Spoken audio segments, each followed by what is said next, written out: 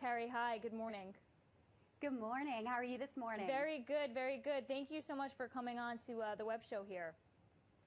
Thanks for having me. All right, so what should you do if you're thinking about becoming your own boss? Well, I think you've brought up a really valid point, and that is not everybody is wired for it. If you really feel like you're more employee and job material, by all means, don't just follow the pack and create a job because you just think you can sleep later and work in your pajamas. That's what people think. Yeah, it's not that. It's hard work, and we work harder for ourselves, or we should, than we work for other people. So honestly, you really evaluate. Are you employee material, job material, security focused? If so, please don't make the leap. You'll be sorry. You really will. It's a hard thing. It's not as easy and glamorous as it sounds. So that's the first decision you have to make. Yeah, that's the best way to put it, Carrie. You think you could take vacation whenever you want and sleep in really late, and you know, it's like this big free-for-all, but you're working harder because A, you're a small business, and B, it's all on you. It's all your responsibility. Yeah, if you don't work, you don't eat. Now, Carrie, you work and you eat because you are your own boss. What made it work for you? How did you decide to do that? You know, I think you have to be desperate enough. You have to be hungry enough. I started working for myself about 14 years ago after the adoption of my older two children.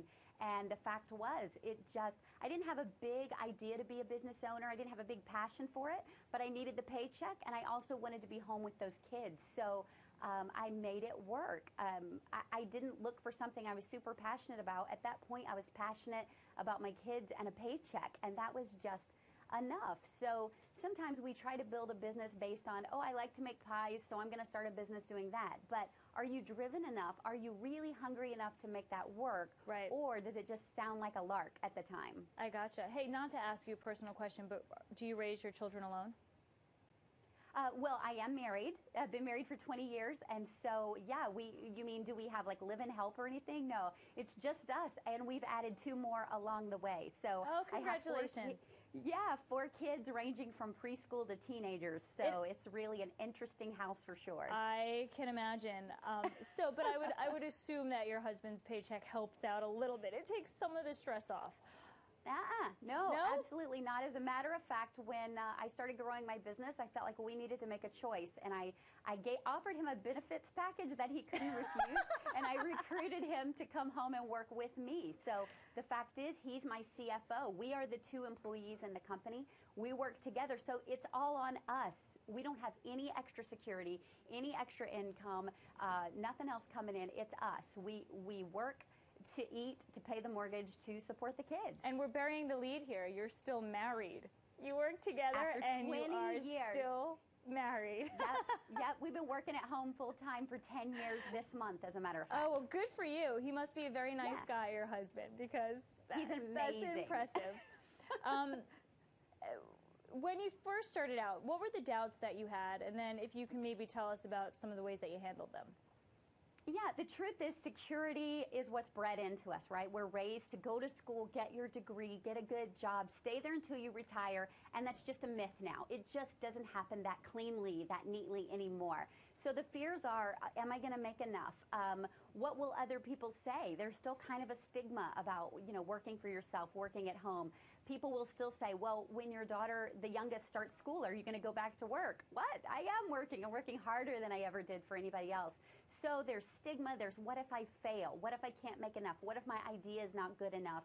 Will I be lonely? Will I have a social, all those things? What about benefits? And, healthcare is a big concern these days, right? So all those things like benefits and security and steady paycheck, it's all a big fear. And even those of us that have been in the game 10 to 14 years, we still have those things that pop up now and then. And we still have those days that we think, oh, I'm just going to throw in the towel and go apply for a job somewhere.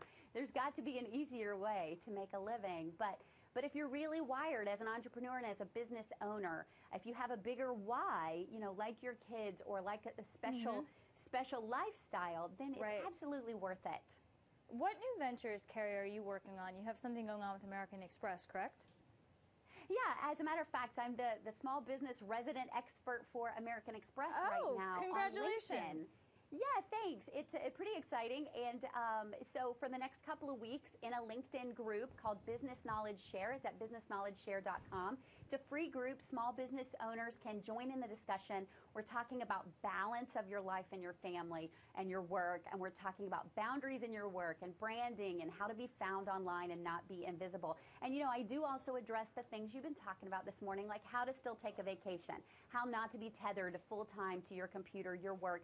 And you don't have to have a big infrastructure. My only staff is my husband and I and 2 virtual assistants. So then tell us, how do you take a vacation? Because obviously you have.